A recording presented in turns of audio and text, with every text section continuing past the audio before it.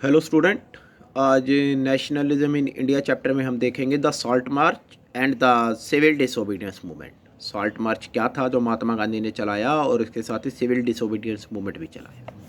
Mahatma Gandhi found in salt a powerful symbol that could unite the nation. Mahatma Gandhi ने न salt means नमक, नमक में ये देखा कि ये पावरफुल सिंबल है जो सारे देश को इकट्ठा कर सकता है। On 31 January 1930 he sent a letter to viceroy Irwin and stating 11 demands. उन्होंने वायसराय इरविन को एक लेटर लिखा 31 जनवरी 1930 को और अपनी 11 डिमांड्स के बारे में बताया। Some of these were of general interest. इनमें से कुछ डिमांड तो जनरल इंटरेस्ट की थी, other were specific demands of different classes.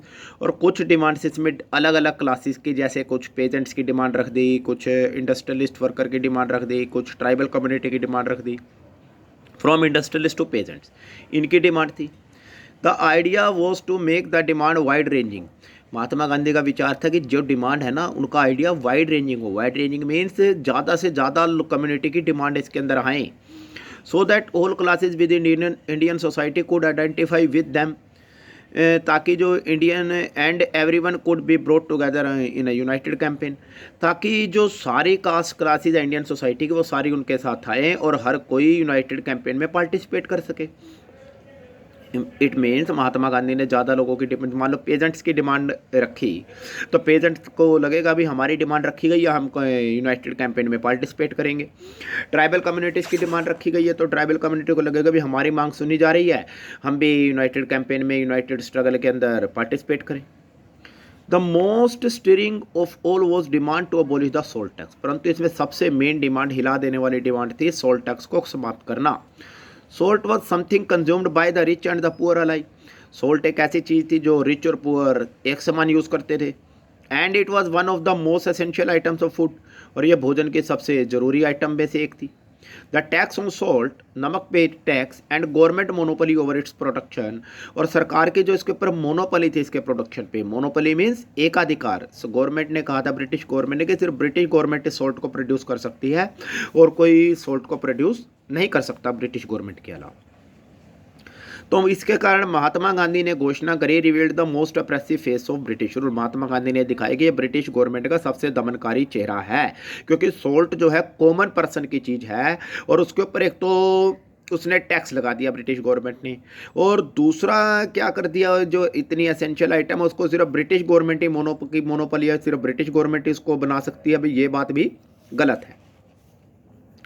Mahatma Gandhi letter was in a way an ultimatum. Mahatma Gandhi का जो लेटर था एक अल्टीमेटम था। अल्टीमेटम मीन्स भाई वार्निंग दे दी भी, इस डेट तक आप हमारी डिमांड मान लो, नहीं तो हम आंदोलन स्टार्ट कर देंगे।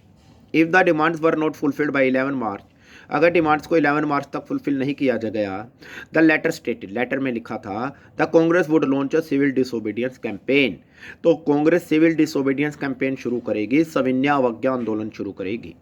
Irwin was unwilling to negotiate, negotiate means बातचीत, इरविन नेगोशिएट करना नहीं चाहता था। So Mahatma Gandhi started is famous salt march accompanied by 78 of his trusted volunteers. इसी कारण महात्मा गांधी ने सॉल्ट मार्च शुरू करा अपने 78 ट्रस्टेड वॉलंटियर्स के साथ। The March was over 240 miles. ये जो मार्च था, यात्रा थी 240 माइल्स की थी। From Gandhi ji ashram in Sabarmati to the Gujarati coastal town of Dandi.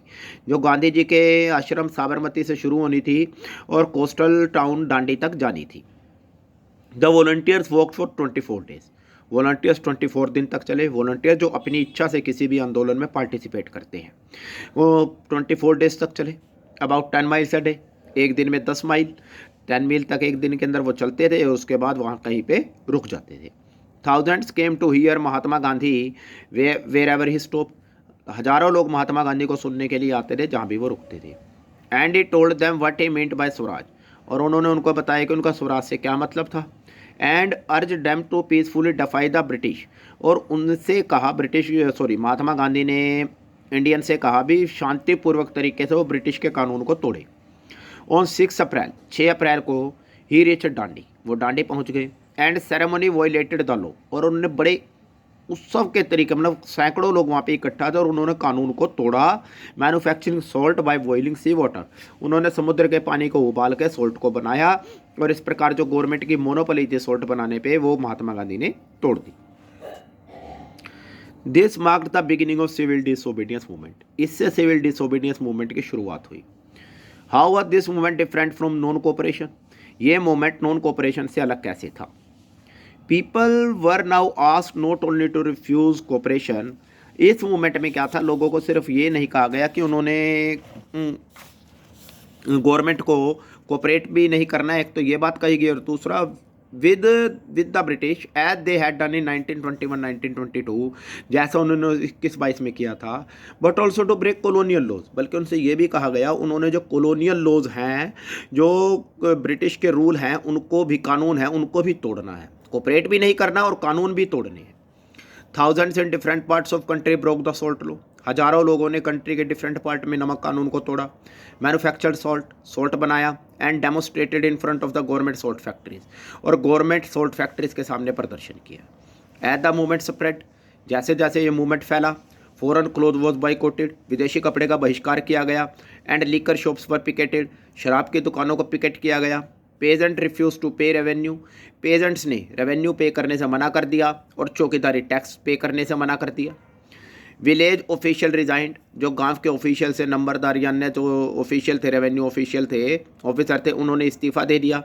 And in many places forest people violated forest laws, और बहुत से जगह पर जो फॉरेस्ट पीपल थे उन्होंने फॉरेस्ट लॉ को तोड़ दिया। गोइंग इनटू रिजर्व फॉरेस्ट, वो रिजर्व फॉरेस्ट में चले गए to collect wood and graze cattle, wood लकड़ी लेने के लिए और अपने जानवरों को चराने के लिए। और जबकि हमने देखा गवर्नमेंट ने पॉलिसी बनाई थी जिसके अकॉर्डिंग जो फॉरेस्ट पीपल थे फॉरेस्ट के अंदर एंटर नहीं कर सकते थे, लेकिन उस कानून को भी लोगों ने तोड़ दिया। वरिड बाय द डेवलपमेंट, अब जब आंदोलन इतना फैला, इससे परेशान होकर the colonial government began arresting the Congress leaders one by one, colonial government ने कांग्रेस लीडर को एक एक करके अरेस्ट करना शुरू कर दिया। This led to violent clashes in many places, इससे कई जगह हिंसक झड़पें हुई।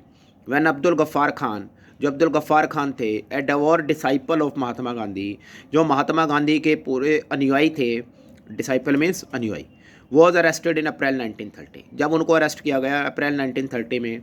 Angry crowd demonstrated in the streets of Peshawar, angry crowd Peshawar की गलियों में आ गई, ये प्रदर्शन करने लगी, पेशावर जो पाकिस्तान के अंदर है। Facing armed cars and police firing, उन्होंने पुलिस की गोलियों का सामना किया। मैनी वर किल्ड, बहुत से लोग मारे गए। अ मंथ लेटर, एक महीने के बाद, when Mahatma Gandhi himself was arrested, जब महात्मा गांधी को खुद को अरेस्ट किया गया। Industrial workers in Sholapur attacked police post, तो शोलापुर के अंदर जो इंडस्ट्रियल वर्कर थे उन्होंने पुलिस पोस्ट पे हमले किए। म्यूनिसिपल बिल्डिंग, सरकारी इमारतों पे हमले किए। लॉ कोर्ट्स पे हमले किए और रेलवे स्टेशन पे हमले किए। All structure that symbolise British rule, उन सारे इमारतों पर हमले करे जो ब्रिटिश रूल का प्रतीक थी। अ frightened government responded with the policy of brutal repression, जो फ्राइटेंड गवर्नमेंट थी, गवर्नमेंट डर गई तो उसने क्या करा, ब्रूटल रिप्रेशन, दबाव की पॉलिसी अपनाई। पीसफुल सत्याग्रहीज वर अटैक, शांतिपूर्वक जो सत्याग्रही थे उन पे हमले किए गए। Women and children were beaten, औरतों और बच्चों को मारा गया। And about 1 lakh people were arrested, और 1 लाख लोग अरेस्ट किए गए। In such a situation Mahatma Gandhi once again decided to call off the movement, ऐसी सिचुएशन में जब ये आंदोलन हिंसक हो गया, महात्मा गांधी ने दोबारा इसको डिस्कॉल ऑफ, स्थगित करने का प्रयास किया, डिसाइड किया। And entered into a pact with Irwin of 5 March 1931, और 5 मार्च 1931 को एक समझौते में चले गए, एक समझौते करने के लिए तैयार हो गए। By this Gandhi Irwin pact, ये पैक्ट क्या था, Gandhi ji consented to participate in a round table conference, Gandhi ji round table conference में पार्टिसिपेट करने के लिए तैयार हो गए। The Congress had boycotted the first round table conference, जबकि कांग्रेस ने पहले राउंड टेबल कॉन्फ्रेंस का बॉयकॉट किया था। लंदन के अंदर जो राउंड टेबल कॉन्फ्रेंस होनी थी उसमें गांधी जी तैयार हो गए। And the government agree to release the political prisoner, और सरकार भी तैयार हो गई, जो उसने आंदोलन के दौरान जिन जिनको जेल में डाला था उनको वो छोड़ देगी। In December 1931 Gandhi ji went to London for conference, Gandhi ji London में गए कॉन्फ्रेंस के लिए। But the negotiation broke down, परंतु जो उनकी बातचीत थी वो फेल हो गई। एंड ही रिटर्न डिसअपॉइंटेड, और वो निराश होकर वापस आए बैक इन इंडिया। जब वो वापस आए, he discovered that the government had begun a new cycle of repression. उन्होंने देखा कि सरकार ने तो दमन का नया चक्र चला लिया था। Ghaffar Khan and Jawaharlal Nehru were both in jail. Ghaffar Khan और जवाहरलाल नेहरू दोनों जेल में थे। The Congress had been declared illegal. Congress को इलीगल, अवैध घोषित कर दिया था। And a series of measures that had been impose to prevent meeting. और कई ऐसे तरीके अपनाए गए दैट हैव जो लगाए गए तो मीटिंग को रोकने के लिए, प्रदर्शन को रोकने के लिए और बॉयकॉट को रोकने के लिए। कई प्रकार की उन्होंने, जो ब्रिटिश थे, उन्होंने कई प्रकार के तरीके अपनाए। विद ग्रेट एप्रीहेंशन, बड़े डर के साथ Mahatma Gandhi relaunched the civil disobedience movement. Mahatma Gandhi ने सिविल डिसोबीडियंस मूवमेंट को दोबारा से रिलॉन्च किया, क्योंकि वो काफ़ी निराश हो गए थे वापसी आकर, जब उन्होंने देखा भी ब्रिटिश ने तो हमारी कोई भी डिमांड नहीं मानी। तो सिविल डिसोबीडियंस मूवमेंट को दोबारा रिलॉन्च किया फॉर ओवर ईयर, 1 साल तक। द मूवमेंट कंटिन्यूड, ये आंदोलन चला, but by 1934 it lost its momentum. परंतु 1934 तक इस मूवमेंट के अपनी जो गति थी वो सारी की सारी खो दी।